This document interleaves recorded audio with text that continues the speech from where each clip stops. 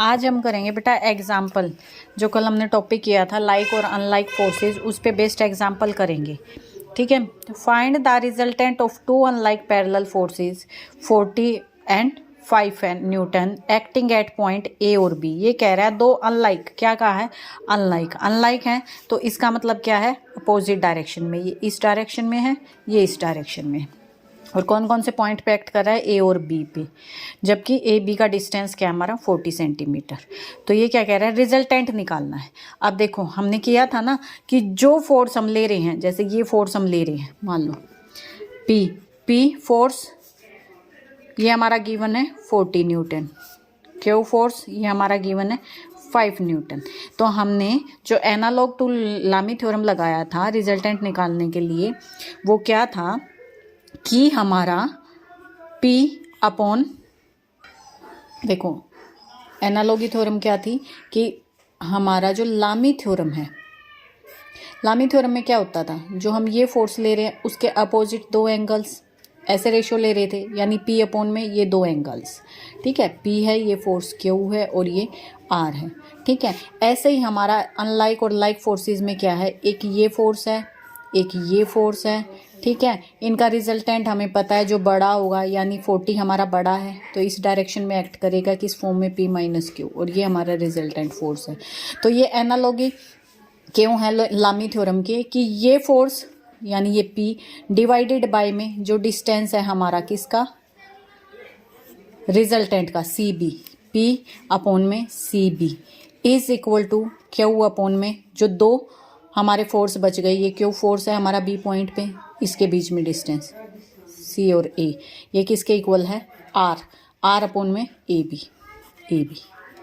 अब देखो बेटा हमारे पास AB गिवन है, क्या है 40 सेंटीमीटर, हमारे पास P फोर्स गिवन है, Q है।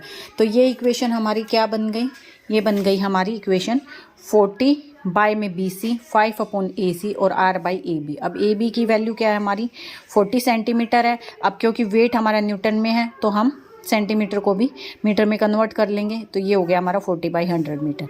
तो यहाँ से अगर हम ये दो वैल्यू लेके चले, ये और ये, तो यहाँ से हम AC की वैल्यू निकाल लेंगे। अब AC की वैल्यू ये आ रही है,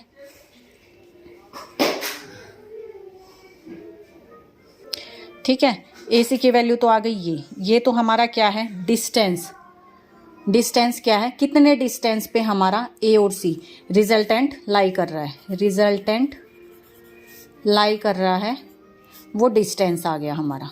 ठीक है, एक हमें क्या निकालना है, मैग्नीट्यूड। अब मैग्नीट्यूड तो हमें पता है, हमने निकाला ही है, क्या रिजल्टेंट हमारा P माइनस क्यू, और P क्या है हमारा 40 और ये क्या हमारा 5, तो मैग्नीट्यूड क्या आ गया 35 न्यूटन। तो ये 35 न्यूटन तो हमारा मैग्नीट्यूड आ गया यहाँ से, और ये हमारा क्या आ गया, डिस्टेंस आ गया हमारा, जहाँ पे हमारा रिजल्टेंट एक्ट कर रहा है। ठीक है, सेकेंड एग्जाम्पल क्या है, सेकेंड एग्जाम्पल कहता है टू लाइक पैरेलल फोर्सेस। अब की बार क्या है, फोर्सेस लाइक हैं, P एंड Q, जिसमें P बड़ा है Q से, act upon a rigid body at a point A and B respectively, let P and Q be interchanged. अब ये कह रहा है इस पॉइंट पे P फोर्स लग रहा है, इस पे Q लग रहा है, P बड़ा है Q से। अगर हम ये फोर्स यहाँ अप्लाई करें ए पॉइंट पे और ये फोर्स यहाँ अप्लाई करें, तो ये क्या कह रहा है, interchange in position, then show that the point of application of resultant will be displaced. तो ये कह रहा है, अगर ये देखो, अब क्योंकि पैरेलल फोर्सेस लाइक हैं तो सेम डायरेक्शन में है, तो वो हमारा रिजल्टेंट फोर्स कहाँ एक्ट करेगा, इंटरनली इंटरसेक्ट करेगा, इस पॉइंट पे लगा लो, इस पे लगा लो, कहीं भी होगा, और वो क्या होगा, उसका मैग्नीट्यूड P प्लस Q होगा।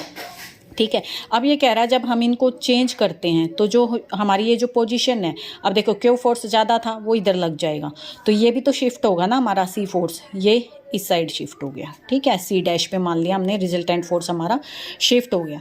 तो वो क्या कह रहा है कि जब हम इसको इंटरचेंज करते हैं तो जो डिस्प्लेसमेंट होता है, यानी C से C डैश पे जो डिस्प्लेसमेंट है वो x है अलोंग AB गिवन बाई, और वो x किस वैल्यू से निकलेगा, इससे निकलेगा। ठीक है, एक बार तो हम ये C यूज़ करके रिजल्टेंट निकाल लेते हैं, और एक बार C डैश यूज़ करके हम रिजल्टेंट निकाल लेते हैं, और फिर उनको कंपेयर करते हैं। देखो P बाई CB फोर्स, ये वाला फिगर लेंगे पहले, P बाई में C और B, Q by A C किसके इक्वल है, आर बाई ए बी, यानी कि P plus Q by A B. तो यहाँ से हमने क्या निकाल लिया, ए सी। ठीक है, ए सी की वैल्यू हमने निकाल ली। फिर ऐसे ही सिमिलरली हमने जब हमारा रिजल्टेंट जब सी से सी डैश पे आ गया तो उस वक्त हमारा क्या बन गया, ए सी डैश। ठीक है, ए सी डैश बन गया। अब ए सी डैश यहाँ से निकाल लिया, वो ये आ गया। ठीक है, अब देखो ये वैल्यू आ गई। अब इसने क्या कहा था कि जो डिस्प्लेसमेंट था ना रिजल्टेंट का वो एक्स था, कि हमें बोला था ना यहाँ पे कि वो एक्स है, ये जो डिस्प्लेसमेंट हुआ है वो एक्स था। तो एक्स हमारा क्या है, देखो सी सी डैश है और सी सी डैश निकलेगा कैसे, ए सी डैश माइनस में ए सी। अगर इस पूरे में से ये सब्ट्रैक्ट करते हैं तो सी सी डैश आ जाएगा, सी सी डैश हो गया ए सी डैश माइनस में ए सी। अब ए सी डैश हमने यहाँ से निकाला ये वैल्यू, और ए सी हमने यहाँ से निकाला ये वैल्यू पुट की। तो इसका मतलब क्या हो गया, जो एक्स हमारा डिस्प्लेसमेंट हुआ इस मैग्नीट्यूड से हमारा रिजल्टेंट भी चेंज हुआ है with respect to the line A B. ठीक है, ये एग्जाम्पल सेम है बेटा, ये आप खुद कर लेना।